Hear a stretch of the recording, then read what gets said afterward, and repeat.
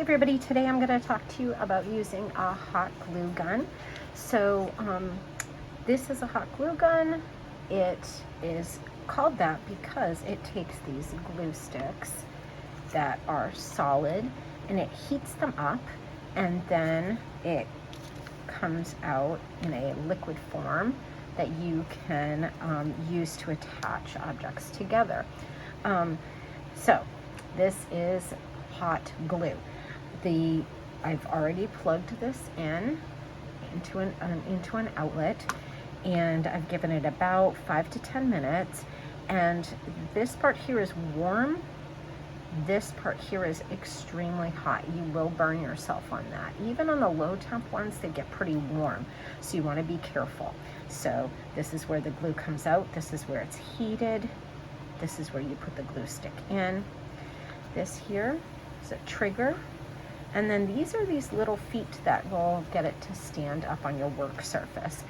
What I like to do though is I have these glue gun stands that were made for me, and I put the glue gun in here so that it hangs over this ceramic tile, and any drips that come down I can easily scrape off.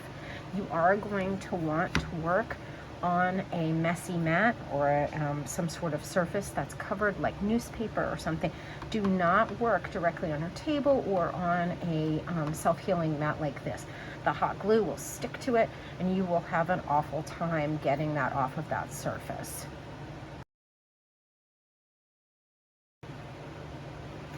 As I said, hot glue is a liquefied version of this sort of plasticky material. And hot glue is good for 3D materials or heavyweight materials. You can use cardboards. This is that type of cardboard that it's called corrugated because it has sort of this layer of paper that goes back and forth in it. You can use it for watercolor paper, cardstock, 3D materials such as beads and buttons and googly eyes and pom-poms. All of those things are really great.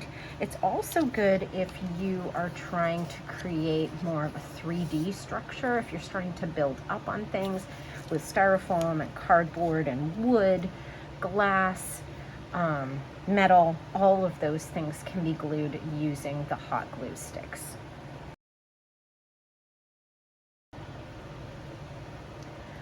So I have plugged my hot glue gun into an outlet, and you want to make sure that your cord is out of the way and that no one is going to trip over it, that you can easily work around because it does need to be plugged in the entire time.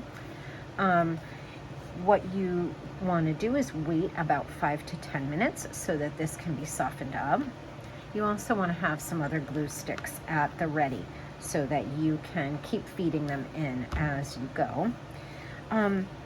What I was saying is you can just squeeze the trigger and use a dot of glue on there, and you are going to want to hold. Now, when you are touching this, I can feel the heat coming through this paper. You can also use something like this, like a popsicle stick, to hold it down. You do want to hold whatever you're doing there for a little bit. If you have a longer strip, you can use a line of glue, and you're going to want to pump that trigger a couple of times and make a line of glue that comes out. Again, holding it down, usually counting to about 5 or 10, depending on what you are doing.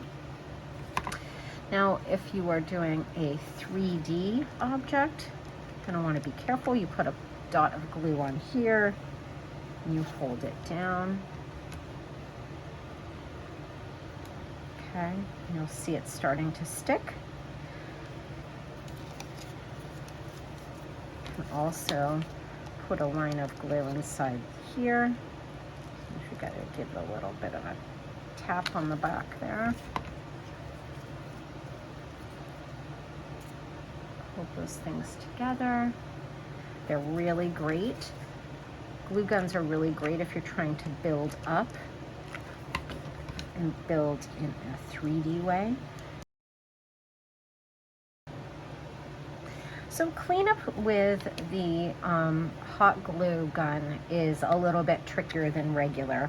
So when we are done, we want to make sure that our hot glue gun is resting properly in the stand. The hot part is over the ceramic tile.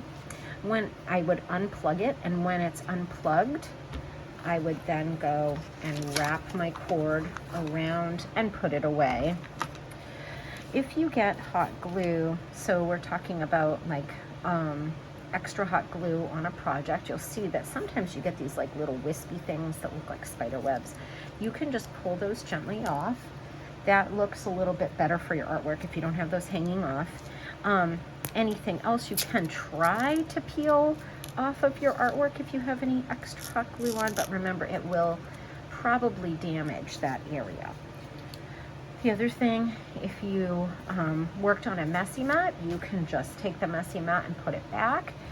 If by accident you got some hot glue onto a surface like a table, you could always use this plastic scraper to scrape it off. But that's why we use the messy mat, so that we don't have to worry about those things.